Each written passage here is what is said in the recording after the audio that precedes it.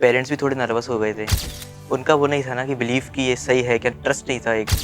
तो मैं थोड़ा घबरा गया था। हर लोग बुरे होते हैं, कुछ लोग बहुत अच्छे होते हैं। जैसे कि ये था ज़िंदगी फाउंडेशन की हर एक चीज़ यहाँ की अच्छी थी, इंफ्रास्ट्रक्चर, टीचर्स, फैकल्टी, हर एक चीज़। ये पूरा फ्री था, 1 रुपये भी नहीं लिया गया मेरा। मेरे को 11th-12th में पता भी नहीं था कि नीट क्या होता है।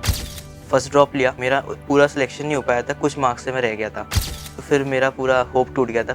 दिया बुझ जाता है, उसको दोबारा से उम्मीद तो बस वही मिली मेरे को, जैसे ज़िंदगी फाउंडेशन की तरह से। एबी सर के बारे में तो मैं कुछ बोल ही नहीं सकता वर्ड्स में। कि मेरे जैसे बच्चों के लिए जो बिल्कुल पढ़ नहीं पाते, इतना अफोर्ड नहीं कर पाते, उनको एक तरीके से डॉक्टर बना रहे हैं वो, तो मैं उनके लिए बहुत ज़्यादा थैंक यू बोलता हूँ। एबी सर बहुत अच्छे हैं। मैं चाहता हूँ कि एक मैं हॉस्पिटल खोलूँ और उसमें उन पेशेंट्स का हो इलाज जो अपना अफोर्ड नहीं कर पाते हैं इतना फीस वगैरह।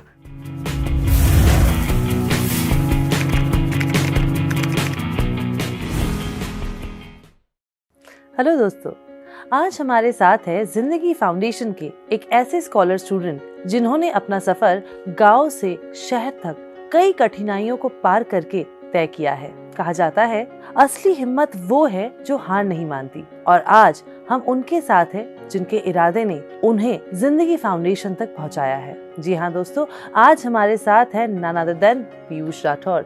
आप सोचेंगे कि पीयूष राठौर नाम कहीं सुना है क्या? अगर नहीं सुना है तो मेरा पूरा भरोसा है कि कुछ सालों में हम जरूर सुनेंगे। हमारे देश के एक मशहूर डॉक्टर बनेंगे आप जरूर। और इसलिए मैंने कहा कि देश के इतने बड़े डॉक्टर बनेंगे क्योंकि आपका अब तक का सफर काफी लंबा रहा है, ज्योग्राफिकली बहुत लंबा रहा है। आप काफी दूर से हैं, आप यहाँ तक आए हैं। आप कहाँ से आए हैं?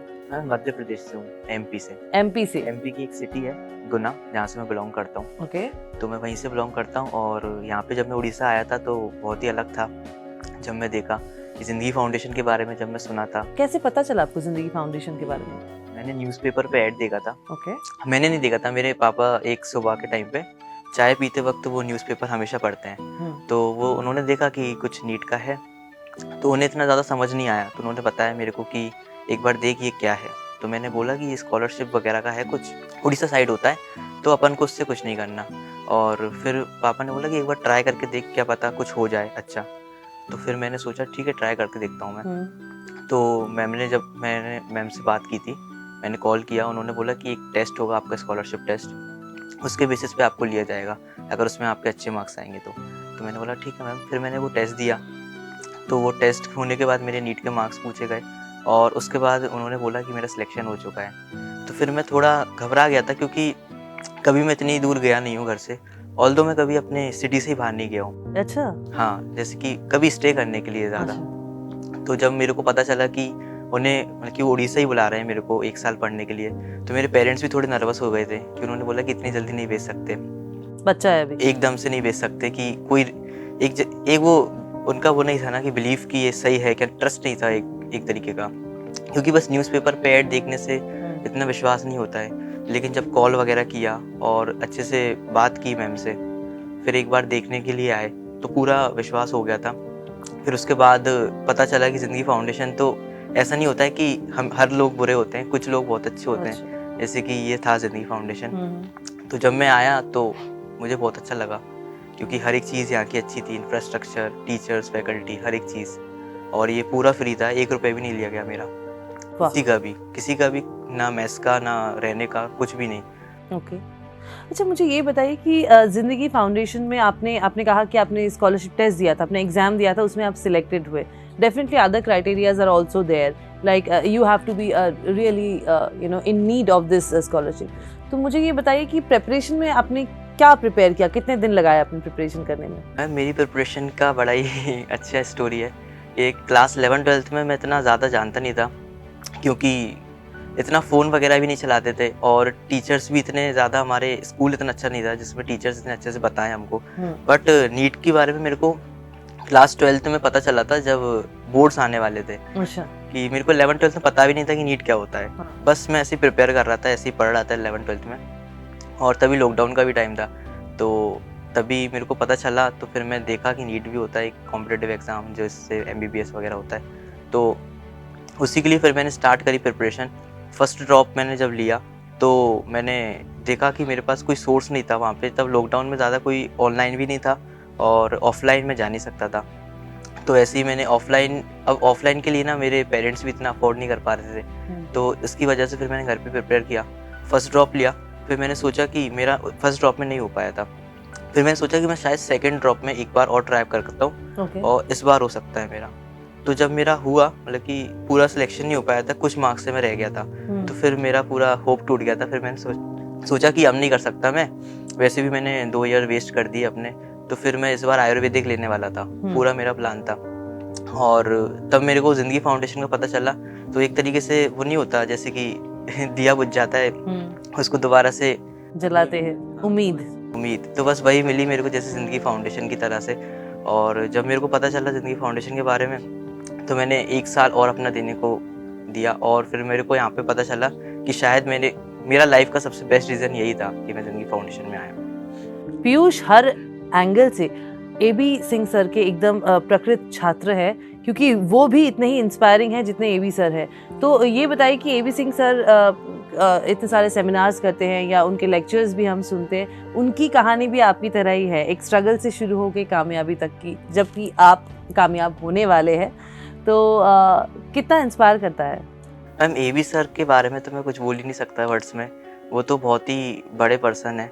उन्होंने जब जिंदगी फाउंडेशन वो चलाते हैं, इतना बड़ा ट्रस्ट चलाते हैं, और उसमें ऐसे जो गरीब बच्चे होते हैं उनको लेते हैं, तो बहुत ही अच्छा है। जो जैसे मेरे जैसे बच्चों के लिए जो बिल्कुल पढ़ नहीं पाते, इतना अफोर्ड नहीं कर पाते, उनको एक तरीके से डॉक्टर बना रहे हैं वो, तो मैं उनके लिए बहुत ज़्यादा थैंक यू बोलता हूँ। और मैं चाहता हूँ कि उनके लिए भी मैं बहुत कुछ करूँ बड़े होकर। और एबी सर की जब मैं स्टोरी देखता हूँ कि एबी सर जब वो भी ज़्यादा नहीं पढ़ पा रहे थे, क्योंकि उनका भी मेडिकल नहीं हुआ था, या फिर आई डोंट नो इतना ज़्यादा, बट उन्होंने भी जब इतनी ज़्यादा मेहनत की कि आज वो हमारे जैसे 20 बच्चे हैं जो है ना, उनको तो वो फ्री पढ़ाते ही हैं, तो हर एक कॉलेजेस में कोर्सेज, टीचर्स, करिकुलम काफ़ी अच्छा है। हाँ, बहुत अच्छा है। तो एबी सर बहुत अच्छे हैं और उनकी स्टोरी बहुत ही ज़्यादा इंस्पायरिंग है मेरे लिए।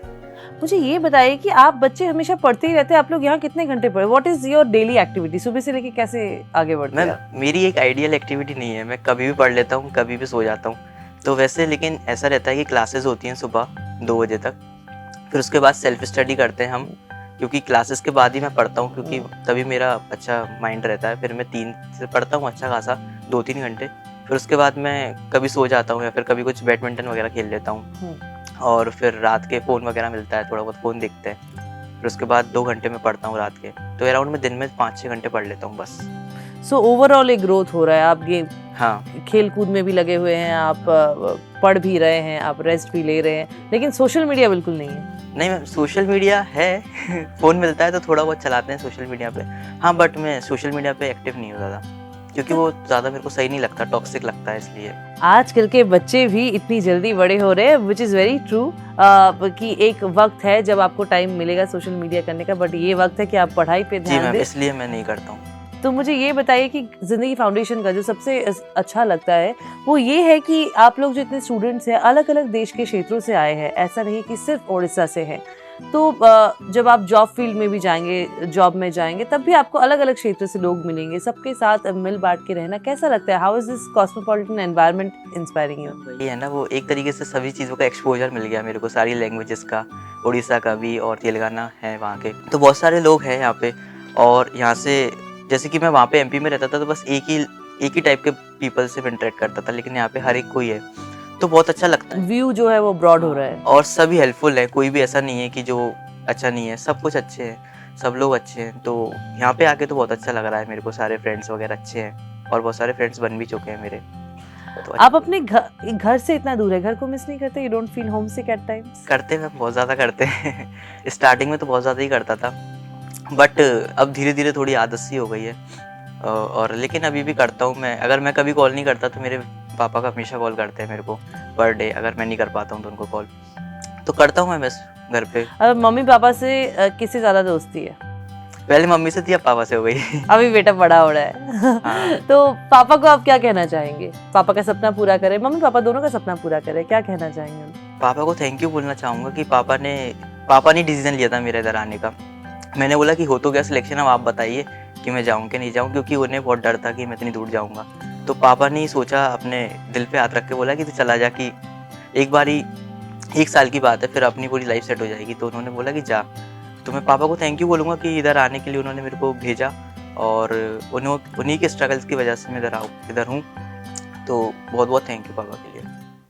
और बचपन से मैं यही आपसे पूछना चाहती थी कि बचपन से आपने इतनी कठिनाइयाँ देखी है जी और मैम। आज भी आप में एक उम्मीद बाकी है और स्पेशली उम्मीद और भी बढ़ रही है कि ज़िंदगी को और भी खूबसूरत बनाएंगे। जब आपकी अपनी ज़िंदगी खूबसूरत बन जाएगी, जैसे ज़िंदगी फाउंडेशन कोशिश कर रही है, तो आप अपने कोशिश से दुनिया को कैसे बदलना चाहते हैं? मैम, मैं पूरी दुनिया को तो नहीं बदल सकता, लेकिन हाँ, जो मेरा एरिया है और जो जितना लोगों को मैं जानता हूँ और जितना मैं कर सकता हूँ, उतना ज़रूर करूँगा। मैं चाहता हूँ कि एक मैं हॉस्पिटल खोलूँ और उसमें उन पेशेंट्स का हो इलाज, है ना, जो अपना अफ़ोर्ड नहीं कर पाते हैं इतना फ़ीस वग़ैरह, और जो बड़ी-बड़ी ऑपरेशंस वग़ैरह होते हैं जिनमें बहुत ज़्यादा पैसा लगता है, उनको बहुत ही कम प्राइसेस पे मैं अफ़ोर्ड कराऊँ उनको, जिससे कि वो भी उनका भी सब कुछ हो सके। और जो मेरा एरिया है, जिनमें जैसे कि मेरा एरिया जो है ना, वो ज़्यादा डेवलपमेंट नहीं है इतना, अभी थोड़ा हो चुका है बट अभी इतना नहीं है। तो मैं चाहता हूँ कि उसको भी एक अच्छा हेल्थ डेवलपमेंट में अच्छा करूँ उसको मैं। Very nice. लेकिन हमने अक्सर देखा है कि बच्चे जब पढ़ रहे होते हैं तब बहुत सारे सपने देखते हैं, लेकिन उसके बाद एक बार आप अच्छे डॉक्टर या इंजीनियर बन गए, उसके बाद सबको फॉरेन जाना होता है या मल्टीनेशनल्स में जॉब करना होता है। आप ऐसे सपने नहीं देखते हैं? नहीं मैम, देखता नहीं हूँ, लेकिन देखूँगा बाद में। लेकिन बाहर नहीं जाऊँगा कभी, क्योंकि बाहर जाने का मेरा बिल्कुल मूड भी नहीं है और ना मैं जाना चाहता हूँ। यहीं करूँगा। और अपने एक्सपर्टीज बाहर नहीं, अपने देश को ही सुधारो। हाँ, वही तो। Thank you so much Piyush. और दोस्तों, आइए ऐसे ही हम देख रहे हैं कि जिंदगी फाउंडेशन सिर्फ कुछ बच्चों को इंस्पायर नहीं कर रही है, सिर्फ कुछ बच्चों को नया सपना नहीं दे रही है, बल्कि इन बच्चों में वो सपना है कि वो आगे बढ़ के अपने देश को बदलेंगे, अपनी दुनिया को और खूबसूरत बनाएंगे और ऑफ कोर्स जिंदगी फाउंडेशन और अपने मम्मी पापा के प्रति हमेशा कृतज्ञ रहेंगे।